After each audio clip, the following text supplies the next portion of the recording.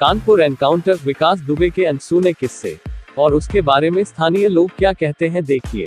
Kanpur encounter में शहीद 8 पुलिसकर्मियों की हत्या के आरोपी विकास दुबे के खिलाफ स्थानीय लोग एक शब्द बोलने को तैयार नहीं है। कुछ लोग इसे विकास की मदद करने का एहसान मानते हैं, तो कुछ उसकी दबंगई से खौफ खाते हैं। 8 पुलिसकर्मियों की हत्या का आरोपी विकास दुबे इस वक्त यूपी पुलिस के लिए मोस्ट वांटेड अपराधी है। इस दुर्दांत आरोपी को लेकर चर्चाओं का बाजार गर्म है। मीडिया रिपोर्ट के मुताबिक उसकी तलाश में 100 से ज्यादा जगहों पर छापेमारी की गई। तलाश अभी जारी है। विकास दुबे की मां सरला देवी ने कहा कि वो चाहती है या तो वो सरेंडर कर दे या फिर पुलिस उसका एनकाउंटर कर दे। लेकिन कानपुर नगर के जिस इलाके से विकास दुबे आता है, वहां कोई उसके खिलाफ बोलने को तैयार नहीं है। विकास दुबे हिस्ट्री शीटर बनने के पीछे के कई किस्से उसके गांव बिकरू और आसपास के क्षेत्रीय लोगों ने बताए, लेकिन बाकी वो कुछ भी बताने को तैयार नहीं है। कानपुर एनकाउंटर के बाद इस गांव में बहुत सारे लोगों के फोन बंद हो गए। विकास अपने गांव के कई घरों के लड़कों को अपनी सुरक्षा के लिए रखता है। पहले उन्हें संरक्षण देता है, फिर उनके शौक पूरे करता है। इन लड़कों की और इनके परिवारों की जरूरतें विकास ही पूरी करता है। घटनास्थल पर पहुंचे एक व्यक्ति ने बताया, कई परिवारों की रोजी रोटी का खर्चा विकास उठाता है। आसपास के बहुत लोग उसके एहसानों तले दबे हैं। कानपुर जिला मुख्यालय से लगभग 40 किलोमीटर दूर चौबेपुर थाना क्षेत्र के बिकरू गांव में हिस्ट्री शीटर विकास दुबे का घर है, जिसके खिलाफ लगभग 60 मामले दर्ज हैं।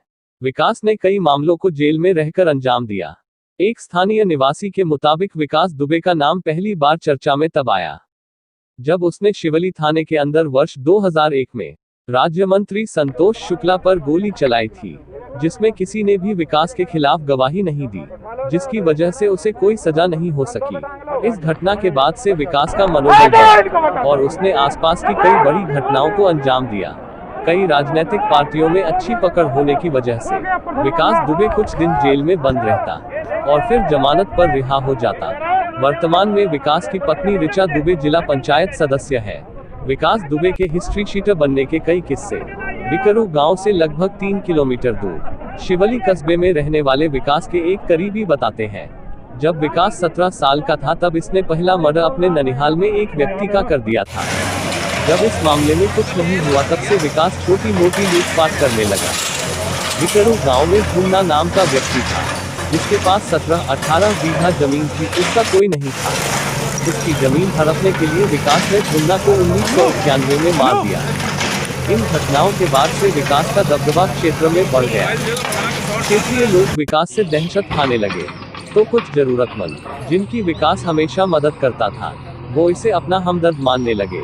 आपसी रंजिश के चलते पास के गांव सुज्जा नेवादा में रहने वाले राम बाबू की विकास ने 1993 में हत्या कर दी थी। इस घटना के बाद वर्ष 2000 में श्री ताराचंद इंटर कॉलेज शिवली के प्रिंसिपल श्री सिद्धेश्वर पांडे की हत्या भी विकास के सह पर इसके छोटे भाई दीपू ने की। विकास ने ऐसी दर्जनों घटनाओं को अंजाम दिया, पर कभी लंबे समय तक जेल में बंद नहीं रहा। विकास का नाम एकदम से सुर्खियों में तब आया जब उसने 2001 में शिवली थाने के अंदर चौबेपुर विधानसभा के विधायक और राजनाथ सिंह की सरकार में राज्य मंत्री संतोष शुक्ला को गोली मार दी। इसके बाद ये बसपा सरकार में जिला पंचायत सदस्य भी बना। एक स्थानीय व्यक्ति ने बताया, विकास इतना शातिर दिमाग का था कि वो जेल में बंद रहता था और बाहर मर्डर करवा देता था। शिवली के पूर्व चेयरमैन लल्लन वाजपेयी के घर 2002 में तब बम कांड विकास ने कराया, जब वो किसी मामले में जेल में बंद था। पुलिस का बहुत साथ मिलता था, तभी इस केस में भी वो फंसा नहीं।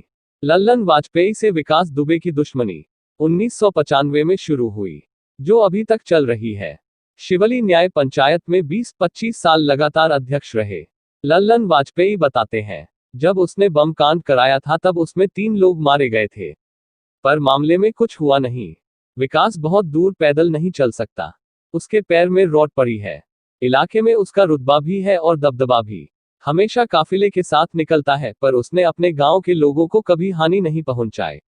एक साधारण किसान परिवार में जन्म।